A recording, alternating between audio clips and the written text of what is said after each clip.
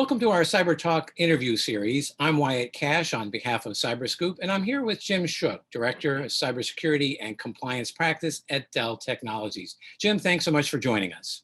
Wyatt, thanks so much for the opportunity. It's nice to talk with you. Well, there's been a lot thrown at CISOs in 2020. How has 2020 actually changed the role of CISOs from your outlook? I might be a little contrary here, Wyatt, but I don't necessarily think it's really changed the role. So I've said for the last few years that cybersecurity really is a business issue and not an IT issue anymore. It's so important to the inner workings of the business.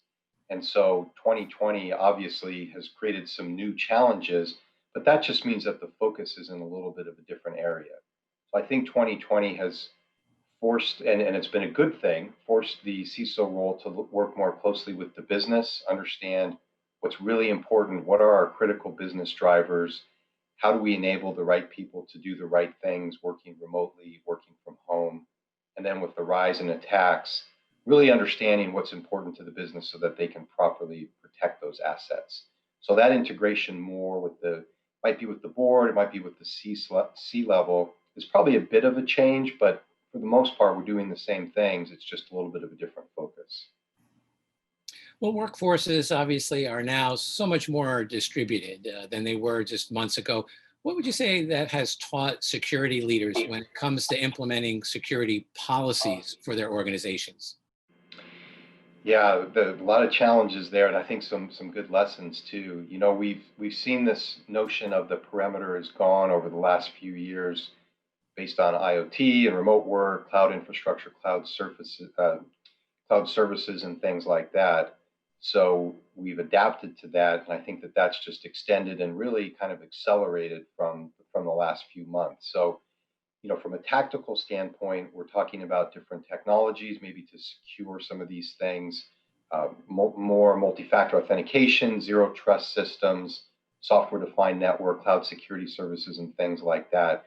But I think, again, it's more strategically an alignment to the business, understanding what's important out there, understanding, too, that you're only going to be able to secure certain things to a certain point. So getting better at risk. What are the most important things that we can't risk, and what can we take a little bit more risk on in those areas? And then a last piece I think I call filling out the score sheet. So let's make sure we're looking across the whole framework, you know, from a strategic standpoint. It's fun and interesting to focus on things like threat hunting, but let's make sure that we're covering things like recovery. If we do get attacked and there's a problem that we have to recover from, doing the planning and doing the work so that we can recover those systems as quickly as possible. Next, I'd like to ask, you know, IoT and 5G and other emerging technologies continue to come online in the US, and that obviously means more technology being brought in-house to handle those improvements. So with those improvements come supply chain concerns as well. So how should we collectively handle those concerns while we're still trying to make sure we don't fall behind? So let me take a step back, a quick story, which is timely for when we're talking here, Wyatt. You think about supply chain. I don't know that people necessarily think about Microsoft being in their supply chain, but so many of our systems run on things like Active Directory.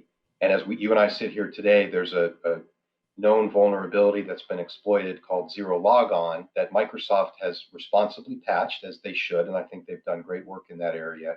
But not everybody has issued that patch. And so Active Directory right now is extremely vulnerable if you haven't patched your system.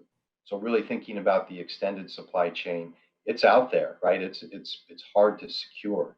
So what I see are, you know, people doing a couple of different things. One, have to understand what it looks like. Who are the people that are providing services to us? What access do they need to our systems, to our people?